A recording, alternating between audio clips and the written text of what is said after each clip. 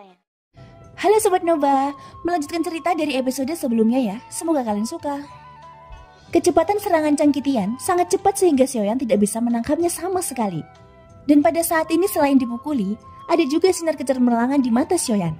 Ini karena kemampuan inti guntur kedua membuatnya sangat tertarik. Kecepatan Jile dapat digunakan pada pengendalinya, sehingga pergerakannya tidak dapat diprediksi dalam pertempuran. Meskipun tidak sebaik jiwa dari lubang kehampaan, tetapi peran Jile lebih kuat dalam hal pertempuran.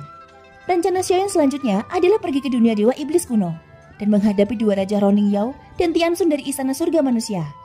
Untuk melawan mereka, tidak dapat dipungkiri bahwa Xiaoyan harus mendapatkan inti guntur kedua ini. Pada saat ini, sosok Xiaoyan terhuyung-huyung karena terus menerima serangan dari segala arah, dan dia bahkan tidak diberi kesempatan untuk melawan. Tapi tentu saja Xiaoyan tidak akan berdiam diri sampai akhir. Tepatnya, bukan karena dia tidak bisa bergerak, namun dia dengan sengaja tidak ingin bergerak terlebih dahulu. Alasannya karena dia ingin melihat lebih banyak tentang kemampuan inti guntur Jile dari mantan penguasa sebelumnya. Jelas pertempuran langsung akan selalu lebih cepat untuk dipelajari daripada mencari tahu sendiri. Meski Xiaoyan tampak menyedihkan, luka di tubuhnya sepertinya tidak cenderung meluas. Tidak mungkin, mengapa orang ini mampu menahan serangan Jile? Aku telah melihat dengan mata kepala sendiri bahwa Tuan Changkitian telah membunuh banyak pria kuat dengan serangan Jile. Tapi mengapa dia masih hidup? Ucap terkejut Su Huang. Bahkan dengan tubuh fisik yang kuat pun, siapapun pasti akan kesulitan untuk bertahan di bawah kecepatan Jile yang sangat cepat. Apalagi serangan-serangannya selalu membidik bagian vital. Ucap Su Guan kembali. Setelah berbicara, Su Guan mengamati Xiaoyan dengan hati-hati dan melihat busur listrik yang berkedip-kedip di tubuh Xiaoyan. Sialan, alasan mengapa dia mampu bertahan, itu pasti karena guntur yang ada di tubuhnya. Awalnya kupikir itu hanya guntur yang diciptakan dari sumber doki, dan sepertinya aku sudah salah menilai. Dengan kata lain, orang ini juga memiliki inti guntur di tubuhnya, dan sekarang dia sedang menargetkan inti guntur Jile. Aku tidak tahu siapa sebenarnya orang ini. Mengapa orang yang begitu kuat bisa muncul di sini? Ucap Su Guan tampak suram. Dan ketika memikirkan hal ini, sosok Su Guan tiba-tiba bergetar. Sosoknya sudah mundur tanpa sadar. Namun pada saat ini, sebuah suara halus terdengar di telinganya. Jangan buru-buru pergi. Apakah sang penjaga gerbang guntur akan memilih menyerah saat ini? Ucap sang ratu yang tiba-tiba muncul di samping Su Guan. Mendengar ini, Su Guan menoleh hanya untuk melihat seorang wanita yang sangat cantik di sampingnya. Dan senyuman manis sang ratu juga memperingatkannya bahwa dia tidak diizinkan pergi. Meskipun ratu tidak pernah menawarkan bantuannya terhadap Xiaoyan, dia tetap memilih untuk membantu Xiaoyan menghentikan Su Guan yang ingin melarikan diri itu. Reaksi pertama Su Guan masih tercengang karena daya tarik yang dipancarkan sang ratu. Kecantikannya yang luar biasa tidak bisa untuk tidak membuat siapapun tersihir. Dan butuh waktu lama sebelum Su Guan dengan cepat melepaskan diri dari pesona alami sang ratu. Wajah Su Guan menjadi dingin. Tanpa mengucapkan sepatah kata pun, dia langsung menyerang sang ratu dengan telapak tangannya. Dari sudut pandang Su Guan, wanita cantik seperti itu tidak lebih dari tengkorak lemah yang dibawa oleh pria kuat seperti Xiaoyan. Dan kekuatannya pasti tidak jauh lebih kuat daripada dirinya. Untuk membunuh ratu, dia cukup menciptakan telapak tangan kental dari formasi pembatas. Selama 10.000 tahun, ini merupakan pertama kalinya aku melihat wanita dengan paras yang sangat cantik. Hanya saja kamu datang di saat-saat yang salah, dan tidak ada cara untuk membiarkanmu tetap hidup. Jadi jangan salahkan aku karena kejam. Salahkan dirimu sendiri mengapa kamu bersedia mengikuti yang di sini. Ucap Su Guan. Hampir segera setelah suaranya jatuh, telapak tangan kental yang ia ciptakan itu siap menampar sang ratu. Namun ketika jaraknya mencapai kurang lebih dari 1 meter, terlihat sosok sang ratu tiba-tiba menjentikan jarinya dengan lembut. Tanpa menemui benturan apapun, telapak tangan kental itu langsung tersebar begitu saja. Hehehe, seperti yang kamu katakan, mengikuti pria itu datang ke sini memang keputusan ceroboh yang aku buat. Tapi bagaimana jika aku menyukainya? Ucap sang ratu, matanya tertunduk menjadi bulan sabit. Dan pupil mata Su Guan langsung menyusut ketika melihat ini. Kekuatan macam apa yang dia miliki untuk dapat menghapus serangannya menggunakan jentikan jari? Memikirkan hal ini, sontak saja wajah Su Guan yang sudah pucat menjadi semakin pucat. Ini benar-benar ceroboh.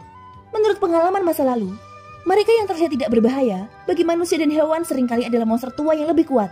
Dan mereka selalu berpura-pura rendah diri untuk bersembunyi. Kekuatan wanita ini mungkin lebih kuat dari pria itu. Dengan kata lain, dia adalah tuan yang sebenarnya. Ucap Su Guan dengan suara rendah. Jangan terburu-buru. Tetaplah di sini. Kamu tidak bisa melewatkan pertempuran yang luar biasa ini. Ucap sang ratu yang masih memiliki senyum di wajahnya. Dan hal tersebut membuat tubuh Su Guan gemetar. Dia sudah berkeringat deras saat ini. Jelas rasa penindasan yang tak terlihat ini telah menyelimutinya di beberapa titik. Pada saat ini sebagian besar formasi pembatas di Gunung Hitam sudah menghilang, dan formasi di langit juga telah menghilang. Pemandangan yang terlihat di udara seolah-olah hanya Xiaoyan sendirian, tetapi faktanya ada serangkaian serangan kilat yang menggelegar di sepanjang waktu. Setelah membombardir Xiaoyan terus-menerus, sosok Chang Qitian akhirnya berhenti dan dia sepertinya menyadari sesuatu yang aneh pada Xiaoyan. "Kamu juga memiliki inti guntur," ucap Chang Qitian ketika menyaksikan ada busur listrik yang berkedip-kedip di tubuh Xiaoyan.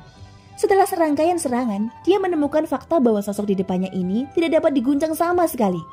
Bagaimanapun juga, ini adalah inti guntur yang kuat dan menempati urutan kedua dalam kekuatan tempur dunia. Serangannya jelas bukan sesuatu yang bisa dilawan hanya dengan mengandalkan tubuh fisik saja. Tapi sosok di depannya secara mengejutkan masih terlihat aman dan sehat. Jadi dapat disimpulkan bahwa orang di depannya tidak hanya kuat secara fisik, tetapi juga memiliki inti guntur yang sama di tubuhnya. Dan ini bukan kabar baik bagi Chang Qitian. Jika Xiaoyan benar-benar memiliki inti guntur, maka merebut tubuhnya akan menjadi kesulitan yang lebih berat. Dan pertempuran ini kurang lebih hanya menguntungkan bagi pihak Xiaoyan. "Apakah hanya itu yang kamu miliki?" ucap Xiaoyan menatap Chang Qitian yang menggunakan tubuh boneka busuk di depannya. "Karena kamu sudah memiliki inti guntur, lantas apa tujuanmu datang ke sini? Mengapa kamu menggangguku? Dan mengapa kamu merusak seluruh tempat ini?" ucap Chang Qitian dipenuhi dengan kebencian yang mengerikan. Busur listrik mengelilinginya dengan rapat seperti benang sutra. "Aku sudah mengatakannya. Aku menginginkan inti guntur kedua itu," ucap Xiaoyan yang kini sikapnya tidak lagi hormat seperti sebelumnya. Meskipun Chang Qitian merupakan senior yang pernah berjuang untuk Sensi, tetapi sekarang dia benar-benar kehilangan akal sehatnya. Setelah kehilangan ingatan dan akal sehatnya, Chang Qitian saat ini hanya memiliki keganasan. Maka dari itu rasa hormat apapun yang Xiaoyan tunjukkan tidak akan berguna. Chang Qitian mencibir ketika mendengar kata-kata itu. Lalu dia berkata, "Sungguh pria yang tidak pernah puas. Kamu bermaksud untuk memiliki dua inti guntur pada satu tubuh. Inti guntur mengandung energi yang begitu dahsyat. Bahkan jika kamu memiliki kesempatan untuk mendapatkannya, kamu tidak akan mampu menahan energi keduanya. Jadi lupakan angan-angan konyolmu itu. Dan pergilah ke Madiun untuk mencicipi STMJ. Sangat menyegarkan bukan?" ucap Chang Qitian berkata dengan suara berat. Tapi Xiaoyan masih berpegang teguh pada secercah harapan. Dan dia berharap bahwa Chang Qitian masih bisa memiliki kewarasan terakhirnya. Bisa memadukannya atau tidak, tentu saja itu akan menjadi urusanku nanti. Senior tidak perlu khawatir tentang itu. Aku hanya berharap kamu dapat mempercayaiku. Sensi dalam masalah besar. Sekarang mungkin masih sulit bagi dunia luar untuk menyerang Sensi. Tapi aku tidak tahu situasi ini akan bertahan sampai kapan. Dan untuk melindungi Sensi, aku membutuhkan banyak kekuatan. Kuharap senior dapat menyerahkan inti guntur kedua itu, ucap Xiaoyan sambil menangkupkan tangannya. Begitu ya? Perang memang tidak pernah berakhir. Dan hanya orang mati sepertiku yang melihat akhir perang. Apakah ada perbedaan dengan menyerahkan inti guntur padamu atau tidak? Kamu tidak bisa mengakhiri rantai peperangan. Tidak peduli bagaimana kamu akan memperjuangkan Sensi, kamu tidak akan bisa mengakhiri apapun. Pada akhirnya kamu hanya menjadi jiwa yang tersisa sepertiku. Sekarang kamu pergilah. Guntur ini milikku. Bahkan jika aku sudah mati, inti guntur hanya akan mengenaliku selamanya, ucap Chang Qitian. Jawaban ini seperti yang diharapkan Xiaoyan. Chang Qitian telah lama kehilangan ingatannya. Dan dia sangat marah sehingga dia hanya memikirkan bagaimana dia bisa memulihkan dirinya sendiri. Jika kita tidak mengakhiri perang, maka perang akan mengakhiri kita. Sensi tidak memiliki orang-orang putus asa sepertimu. Kamu menolak memperjuangkan apa yang menurutmu salah. Dan itu hanyalah tindakan pengecut. Sekarang tidak peduli siapa statusmu di masa lalu, jika hanya ini sisa kesadaran yang kamu miliki saat ini, maka tidak ada gunanya bagiku mempertahankanmu tetap hidup. Adapun inti guntur kedua itu, karena kamu tidak mau memberikannya padaku, maka aku hanya bisa mendapatkannya dengan caraku sendiri, ucap Xiaoyan berkata dengan dingin. Jiwa Chang Qitian sudah lama rusak. Dia yang saat ini sudah dipenuhi oleh energi iblis dan tidak mungkin untuk dipulihkan. Hahaha. Kalau begitu biarkan aku melihat kualifikasi apa yang kamu miliki untuk merebut inti guntur Jilaya dari tanganku, ucap Chang Qitian menunjukkan wajah ganas. Segera beberapa guntur seperti sutra muncul di bawah kakinya, dan sosoknya tiba-tiba melesat ke arah Xiaoyan. Namun pada saat berikutnya, perubahan yang mengguncang bumi terjadi di area yang dilihat Chang Qitian. Ruang di sekitarnya berubah, dan ini adalah ruang domain dewa abadi yang diciptakan Xiaoyan. Sejauh mata memandang, hanya ada nyala api yang membakar. Chang Qitian berdiri dengan wajah terkejut. Segera petir yang kuat di tubuhnya meraung. Dia mencoba menggunakan serangan guntur jile untuk secara paksa menerobos domain dewa abadi. Berhentilah melakukan hal-hal yang sia-sia. Ini adalah wilayah apiku. Metode apapun yang kamu gunakan di sini tidak akan efektif, ucap Xiaoyan suaranya bergema. Dan domain Dewa Abadi ini sesuatu yang diciptakan melalui pencerahan dari 3 inti api. 3 nyala api dengan warna berbeda memenuhi seluruh ruang. Siapapun yang berada di sini tidak berbeda seperti dibakar ke dalam kuali obat raksasa. Bahkan energi kekerasan dari Jile pun dengan cepat ditekan. Pada saat ini Xiaoyan melihat Changkitian yang memiliki tubuh dengan penampilan mengerikan. Jika dia ingin melahap Jile, dia harus menyingkirkan Changkitian yang seperti iblis terlebih dahulu. Dengan cengkeraman Xiaoyan di udara, terlihat 3 jenis api berkumpul dari segala arah. Detik berikutnya Xiaoyan melambaikan tangannya dengan perlahan. Penampilannya saat ini seperti seorang alkemis yang sedang memurnikan ramuan. Dan tempat ini tampaknya merupakan tungku pembakaran. Dalam sekejap mata, tubuh Changkitian benar-benar mengeluarkan asap putih. Dan sosoknya langsung dibakar hidup-hidup. Tidak, jangan lakukan itu. Aku bersedia memberikan inti guntur ini padamu. Tolong jangan bunuh jiwaku, teriak Changkitian mengeluarkan jeritan melengking. Meskipun tubuh fisik Changkitian memiliki energi iblis yang sangat kuat, masih tidak mungkin untuk menahan pemanggangan dari 3 inti api milik Xiaoyan. Faktanya Changkitian hanya memiliki sisa jiwa yang tersisa, dan tubuh fisik yang dia gunakan tidak lain adalah boneka mayat. Dia sudah lama kehilangan kekuatan keabadiannya, jadi sangat tidak mungkin baginya untuk menerobos domain Dewa Abadi Xiaoyan. Di sini Xiaoyan merasakan perasaan menjadi penguasa dunia. Seolah-olah semua makhluk di domain Dewa Abadinya itu seperti semut. Dia bisa mengendalikan hidup dan mati sesuai yang dia inginkan. Kobaran api terus membungkus tubuh boneka Changkitian. Semua daging dan darah yang tersisa dengan cepat terhapus, lalu berubah menjadi kerangka yang menyisakan jantung yang masih berdetak. Pada titik ini, mata Xiaoyan sedikit menyipit. Dia melihat jantungnya berdetak lebih cepat dan lebih cepat. Dan tiba-tiba kekuatan tirani keluar dari jantungnya. Lalu pada saat yang sama, domain Dewa Abadi menghilang secara tiba-tiba. Dengan munculnya kekuatan ini, pupil mata Xiaoyan tiba-tiba menyusut. Sosoknya buru-buru melesat ke belakang. Pada saat ini energi iblis yang lebih intens menyembur keluar dari gunung hitam. Itu menyapu memasuki jantung yang hanya memiliki kerangka tersisa. Dalam sekejap mata, sosok dengan kerangka yang tersisa itu tumbuh dengan daging dan darah. Tubuhnya terus membengkak melawan angin dan sosoknya bukan lagi manusia. Setelah beberapa saat, ia berubah menjadi tubuh besar dengan 2 tanduk di kepalanya, dan punggungnya ditutupi oleh duri-duri yang tajam. Sosok itu mengelurkan tangannya, meraih 2 duri terpanjang di belakangnya dan menariknya keluar. Aura kebencian di gunung hitam masih belum berhenti, dan sebuah lubang berdarah tiba-tiba terbuka di tengah dada sosok itu. Semua energi kebencian mengalir menuju ke dalamnya. Dengan aliran aura kebencian yang terus-menerus ini, aura iblis menjadi semakin kuat. Daging dan darah di tubuhnya telah memadat seperti armor. Dan sosoknya yang telah membengkak menjadi 100 kaki mulai menyusut kembali menjadi bentuk manusia sempurna. Saat berikutnya ada ledakan di kehampaan, dan sosok iblis itu tiba-tiba menghilang. Ketika dia muncul kembali, 2 duri tajam yang dia pegang dengan cepat menusuk ke arah Xiaoyan. Segera sosok Xiaoyan menembak mundur darinya dengan kondisi sedikit menyedihkan. Iblis itu melangkah maju untuk mengejar, dan langsung memukul Xiaoyan dengan 2 duri tajam yang dibungkus oleh energi guntur. Pada saat ini, cairan hitam menempel di tubuh Xiaoyan. Armor dewa palsu dengan cepat terkondensasi di tubuhnya. Pada saat yang sama, kedua pupil mata Xiaoyan berubah menjadi putih. "Yao Beng!" teriak Xiaoyan. Detik berikutnya, cahaya yang menyilaukan tiba-tiba meletus, membuat seluruh medan tampak seperti siang hari. Sosok iblis itu segera terdiam seperti patung, dan Xiaoyan berbalik menghindari duri tajamnya. Tinjunya yang terbungkus api guntur dengan kejam membombardir tubuh iblis, dan sosok iblis itu mampu dihempaskan ke belakang. Tapi meski demikian, wajah Xiaoyan tampak suram. Dia tidak tahu dari mana kekuatan itu berasal, yang bahkan dapat mematahkan domain Dewa Abadi. Penampilan leluhur kelancang tidak hanya berubah, tetapi kekuatannya juga menjadi lebih kuat dari terakhir kali.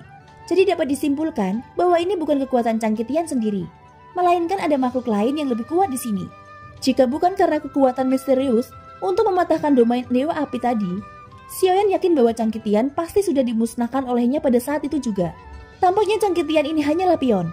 Kalau begitu mungkinkah selama ini dia bukan penguasa inti kedua yang sebenarnya?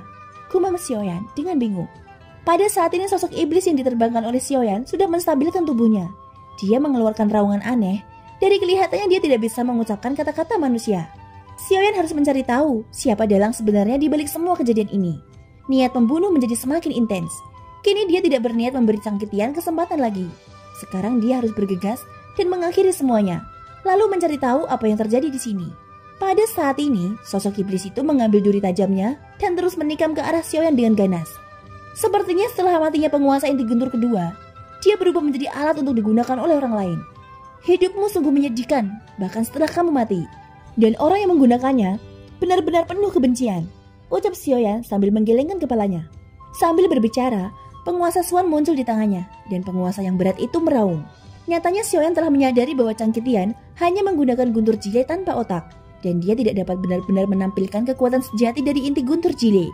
Di udara saat ini, Xiaoyan mulai pertarungan singkat dengan iblis Chang Qitian.